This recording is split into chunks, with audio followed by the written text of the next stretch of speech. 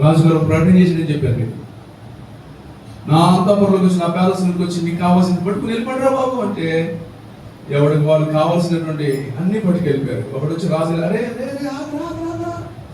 నన్ను పట్టుకెళ్తున్నారు, బంగారం పట్టుకెళ్తున్నారు, డబ్బగారు పట్టుకెళ్తున్నారు, ఫ్రిడ్జ్ పట్టుకెళ్తున్నారు, కూల పట్టుకెళ్తున్నారు, ధాన్యం పట్టుకెళ్తున్నారు, బత్తలు వేసుకెళ్తున్నారు బాబు, నువ్వు కూడా కావాలంటే సరుకులు వేసుకెళ్ళాలి, కావాలంటే ఇందులో ఏదైనా పట్టుకెళ్తారంటే ఈయనపోకుండా రాజుగారినే పట్టుకుని వెళ్ళిపోయాడంట. ఎవరు తీసుకెళ్ళిపోయాడు? ఊరు గుడిలో పెట్టాడు. ఎక్కడ పెట్టాడు? ఊరు గుడిలో పెట్టాడు తీసుకెళ్ళి. రాజుగారు అక్కడికి వెళ్ళి ఆ ఊరు గుడిలో ఏముంటాడని చెప్పి దాన్ని ప్యాలెస్ గా మార్చారంట.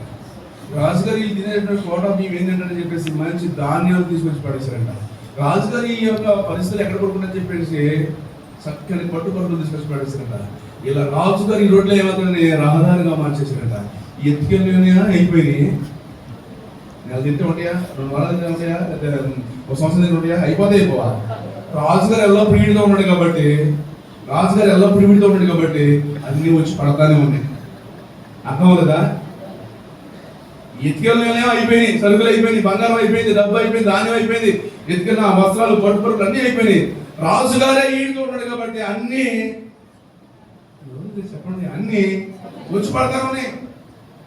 వచ్చిన వైడూర్యాలు, బంగారం, ధాన్యం అన్ని పట్టుపరులు అన్ని వచ్చి పడతాయి. రోజుకి మంచి రాజుగారు తినే ఆహారాలు, భోజనాలు మనోడికి కూడా.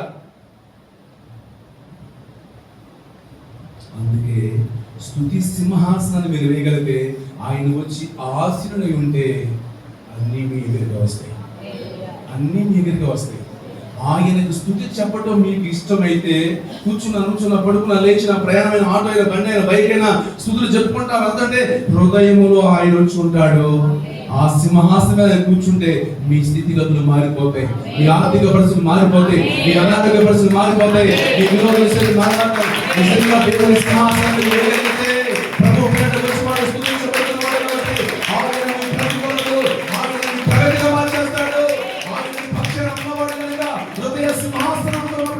మహిమ మిమ్మల్ని ఆవరిస్తా ఉంది, కృప మిమ్మల్ని ఆవరిస్తా ఉంది, ఆ సర్వోన్నత శక్తి మిమ్మల్ని ఆవరిస్తా ఉంది.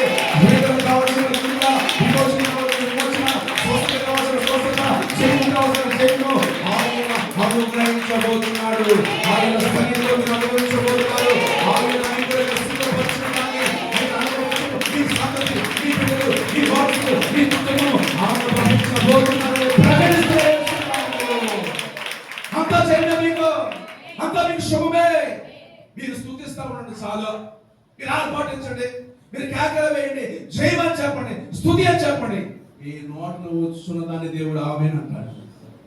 మీరు పలుకుతున్న దానికి దేవుడు ఆమేన్, కలుగునుగా కలుగునుగా కలుగునుగా, నా పిల్లలు కలుగునుగా, నా బిడ్డలు కలుగునుగాక, వాళ్ళు ఆశీర్వదించబడుగా, వాళ్ళు దీవించబడు, వాళ్ళ స్వస్థత కలుగు, వాళ్ళ శత్రు మీద వాళ్ళకి జయము అంతా దేవుడు ఆమేన్ ఆమేన్ అంటా ఉంటాడు. అంతే.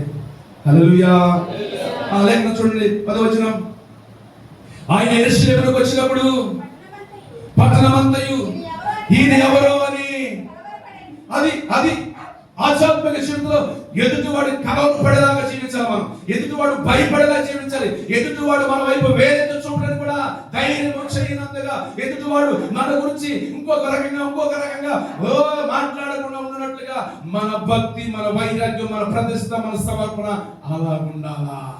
ఈయన ఎవరు అలా ఉండాలన్నమాట.